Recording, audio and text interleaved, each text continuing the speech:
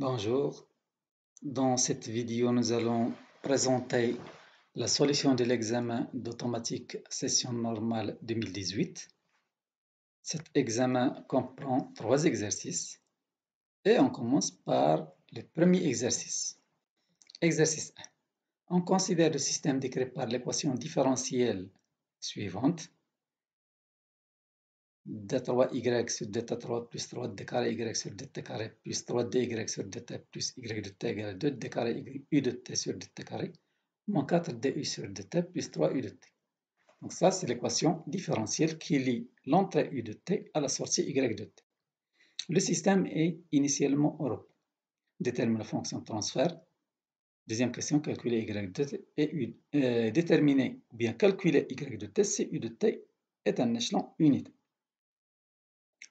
On verra la solution de cette partie-là. Ici, nous avons une équation différentielle d'ordre 3.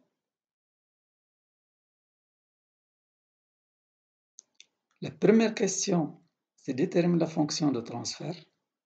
On sait bien que la fonction de transfert ne dépend pas des conditions initiales, elle ne dépend pas de la sortie, elle ne dépend pas de l'entrée. Donc, pour trouver la fonction de transfert, on va appliquer la transformation de la place à cette équation. Et nous avons, par hypothèse, le système est initialement Europe. Donc, pour déterminer la fonction de transfert, on applique la transformée de la place à cette équation. On applique les propriétés de linéarité et aussi la propriété de dérivation. Donc, nous allons appliquer ici deux propriétés, propriété de linéarité et propriété de dérivation. Par exemple, pour le cas de la dérivée troisième de y de t par rapport à temps, la transformée de la place va donner S3y de S. Les conditions initiales sont nulles puisque le système est initialement Europe. La même chose est appliquée aux autres termes. Et donc, on obtient l'équation algébrique après avoir appliqué la transformation de la place. Donc, S3 plus 3S carré plus 3S plus 1Y de S est égal à 2S carré moins 4S plus 3U de S. À partir de cette équation, on peut déduire la fonction transfert G de S égale Y de S sur U de S. Égale ce polynôme 2S carré moins 4S plus 3 divisé par ce polynôme S3 plus 3S carré plus 3S plus 1. Deuxième question. Détermination de Y de t, sachant que U de t est un échelon unitaire. Donc l'entrée est un échelon. Donc U de S est égal à 1 sur S. Et à partir de cette relation ici, G égale Y sur U, on peut voir que Y est égal à G de S fois U de S. Donc G de S fois U de S, on remplace G par son expression, U de S par 1 sur S, et on trouve Y de S. Ce qu'on cherche maintenant, c'est de déterminer Y de T, transformer de la place inverse de Y de S. Ici, nous avons un polynôme de troisième ordre. On peut remarquer que moins 1 est un pôle de Y de S. Donc, moins 1 est un pôle de Y de S. Par conséquent, on peut diviser le polynôme S3 plus 3S carré plus 3S plus 1 par S plus 1. Donc, on peut faire la division euclidienne pour trouver le deuxième polynôme qui multiplie S plus 1. Donc, on trouve que Y de S, c'est le numérateur ici, 2S carré moins 4S plus 3, sur S facteur S plus 1, facteur de S carré plus 2S plus 1. Et là, on peut remarquer que S carré plus 2S plus 1, c'est S plus 1 au carré, ce qui permet de donner que Y égale 2S carré moins 4S plus 3 sur S facteur S plus 1 à la puissance 3. Et donc, Y de S possède un pôle simple, S égale à 0, un pôle triple, S égale à moins 1. On peut appliquer soit la méthode de décomposition, soit la méthode des résidus. Si on veut appliquer comme première méthode la décomposition en éléments simples, on écrit la forme de y de s, puisqu'ici nous avons un pôle triple et un pôle simple. Et donc la décomposition prend la forme suivante: A sur S correspondant au pôle simple, et les trois termes correspondent au pôle triple: B sur S plus 1, plus C sur S plus 2 au carré, plus D sur S plus 3 à la puissance 3. Et donc nous avons A, B, C et D des paramètres à déterminer. Ce sont des coefficients à déterminer. On applique la méthode classique, on réduit au même dénominateur, on factorise, et là, on peut faire l'identification de cette expression avec l'expression de y de s ici. Donc le numérateur ici doit être égal à ce numérateur. Si on commence par les termes constants, ici 3, ça doit être égal à A fois 1, terme indépendant de S. Donc nous avons A est égal à 3. Les termes en S, ici moins 4, ça doit être égal D plus C plus B plus 3A. En S carré, 2, ça doit être C plus 2B plus 3A carré. Les termes d'ordre 3, 0 est égal à A plus B. Et donc nous avons un système d'équations à résoudre qui sont ici. A égale à 3, 3A plus B plus C plus D égale à moins 4, 3A plus 2B plus C égale à 2 et A plus B égale à 0. Donc A égale à 3, donc ça permet d'écrire B égale à moins A égale moins 3. Ensuite, à partir de cette équation, on déduit C, et à partir de cette équation, on peut déduire D. Donc, le calcul nous permet de déterminer A égale à 3, B égale à moins 3, C égale à moins 1 et D égale à moins 9. D'où la forme de y de S, qui est 3 sur S, moins 3 sur S plus 1, moins 1 sur S plus 1 au carré, et moins 9 sur S plus 1 à la puissance 3. Maintenant, il suffit d'utiliser le transformé de la place inverse. On trouve y de t égale à 3, transformé de la place de 3 sur S, ici nous avons un échelon d'amplitude 3, moins 3 exponentielle moins t, ce terme lui correspond t exponentielle moins t, et le terme 9 sur S plus 1 à la puissance 3, il lui correspond 9 demi t carré exponentielle moins t. Donc finalement nous avons y de t pour t positif.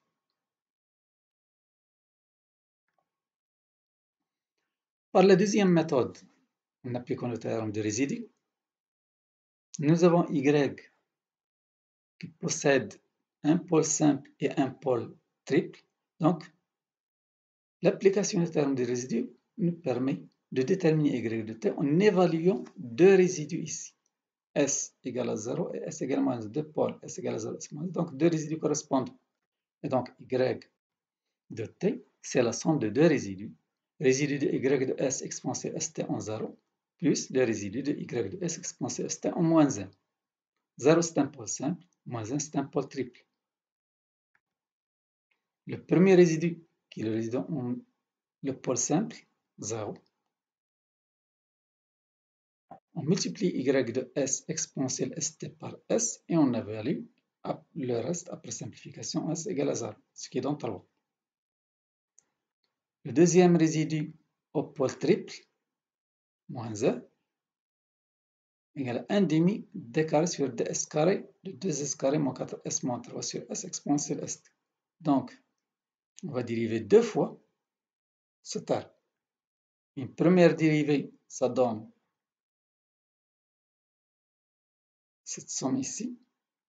Ensuite, on dérive une deuxième fois et on trouve cette expression qui doit être évaluée en S égale à moins 1. Donc, il suffit de dériver deux fois. Lorsqu'on met S égale à moins 1 dans cette expression-là, on trouve ce résidu. Moins 3 exponentielle moins t exponentielle moins t et moins 9 demi t carré exponentielle moins t. D'où y de t égale à 3 moins 3 exponentielle moins t exponentielle moins t, moins 9 demi t carré exponentielle moins t pour t positions. Et on remarque qu'avec les deux méthodes, que ce soit la méthode de décomposition en éléments simples ou bien la méthode dérisoire, on trouve la même expression y de t. Exercice 2. Soit le schéma fonctionnel suivant. Donc nous avons un schéma fonctionnel. Déterminer la fonction transfert en boucle ouverte. Déterminer la fonction transfert en boucle fermée. Réduire ce schéma à la forme canonique. Nous avons donc 3 questions. Dans ce schéma, nous avons une entrée principale, YC, c'est l'entrée de consigne, 2 entrées secondaires qui représentent des perturbations. Donc on va voir la solution. Première question, la détermination de la fonction transfert en boucle ouverte. Comme propriété de la fonction transfert, que ce soit en boucle ouverte ou bien en boucle fermée, elle ne dépend ni de l'entrée, ni de la sortie, ni des conditions initiales. Par conséquent, la fonction transfert en boucle ouverte ne dépend pas des perturbations. Puisqu'elle ne dépend pas des perturbations, donc nous allons annuler ces perturbations pour simplifier le calcul. Donc on va annuler ces perturbations. Le schéma fonctionnel se simplifie et nous avons ce schéma. Donc on peut procéder soit par calcul algébrique directement, soit par réduction de ce schéma. Donc on va réduire ce schéma. Ici nous avons deux éléments en parallèle. Ils sont équivalents à un seul élément dans la fonction transfert G3 moins G4, parce que nous avons ici plus et moins. Ici nous avons une boucle de retour, et donc on applique la règle d'élimination d'une boucle de retour. La fonction transfert équivalente c'est G1 sur 1 moins G1 G2. Là aussi, nous avons deux éléments en cascade. Et la fonction transfert en boucle ouverte peut être déduite facilement. C'est la fonction transfert d'action ici. C'est le produit G3 moins G4 qui multiplie G1 sur 1 moins G1 G2. Donc cette fonction de la fonction transfert d'action multiplie par la fonction de retour, par G5. Ça donne la fonction transfert en boucle ouverte. Donc la fonction transfert en boucle ouverte, c'est G5 facteur de G3 moins G4 qui multiplie par G1 sur 1 moins G2, G1. Et donc, nous avons la fonction transfert ici. Deuxième question, détermination de la fonction transfert en boucle fermée. Nous avons aussi vu que la fonction transfert ne dépend pas des perturbations, ne dépend pas des entrées, et ne dépend pas des conditions initiales. Et donc, on peut exploiter le schéma fonctionnel obtenu dans la première question, ici. Donc, nous allons exploiter ce schéma-là.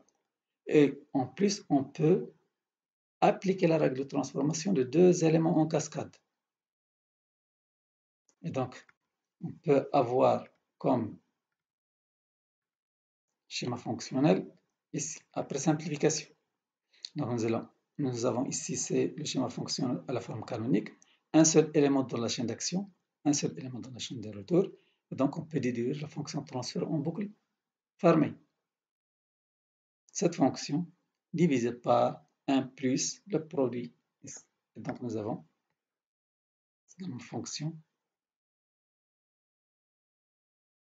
divisé par 1 plus le produit multiplié par G5. Donc on simplifie, on trouve la fonction transfert en boucle fermée.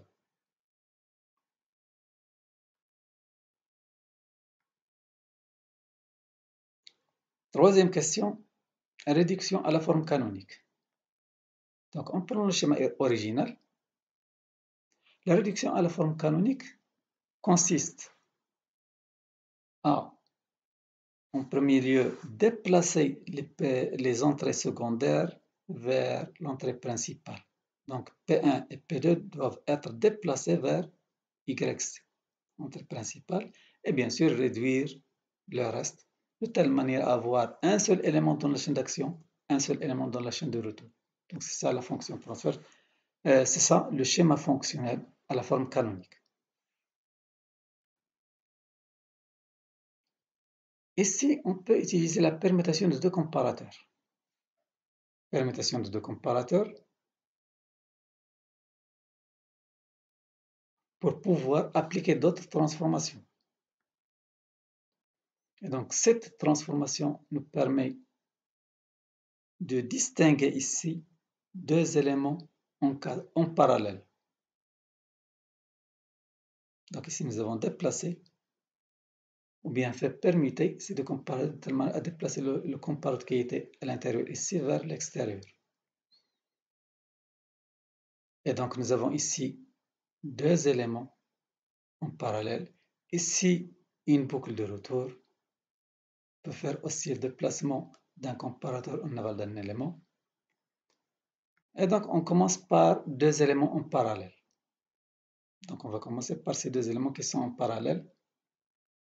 On a déjà vu cette transformation. En parallèle, la fonction transfert équivalente, c'est G3 moins G4. Aussi, nous avons aussi déjà vu cette transformation élimination d'une boucle de retour qui donne G1 sur 1 moins G1, G2. Et donc, l'application de ces deux règles de transformation nous permet de créer ce schéma fonctionnel. Sur ce schéma fonctionnel, on peut appliquer aussi une autre règle de simplification qui est deux éléments en cascade.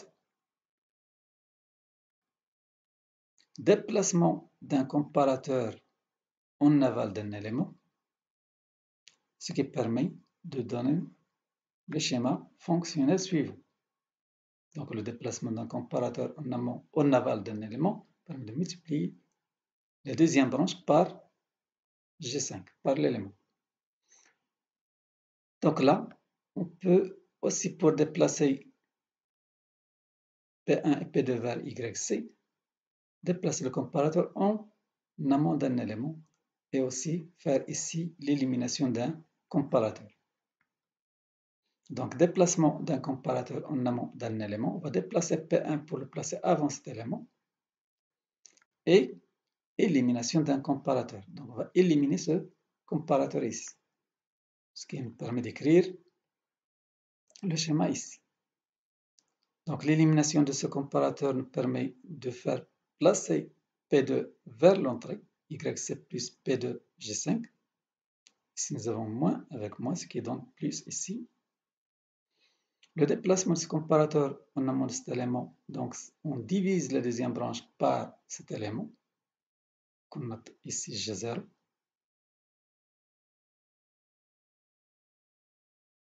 Et donc, pour terminer, il reste une autre transformation, c'est l'élimination d'un comparateur.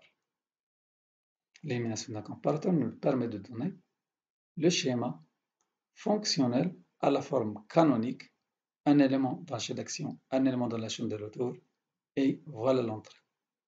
L'entrée principale est P2G5 et P1 sur G0.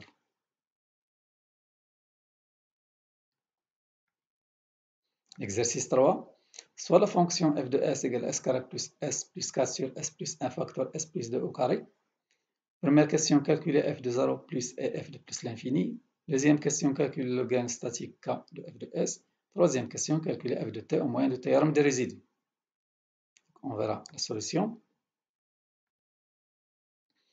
Première question, calcul de f de 0 plus et f de plus l'infini. Donc nous avons f de s, c'est s carré plus s plus 4 sur s plus 1 facteur s plus 2 au carré. On peut vérifier qu'on peut appliquer le théorème de la valeur initiale et le théorème de la valeur finale pour ne pas faire le calcul de f de t, qui nécessite plus de temps. Donc ici, le degré du numérateur est inférieur au degré du dénominateur. Par conséquent, on peut appliquer le théorème de la valeur initiale. Et aussi, nous avons f de s possède deux pôles qui sont à parts réelles négatives. Et donc, on peut appliquer le théorème de la valeur finale. Et donc, nous avons f de 0 plus la limite quand s tend vers 0 de s, f de s est égal à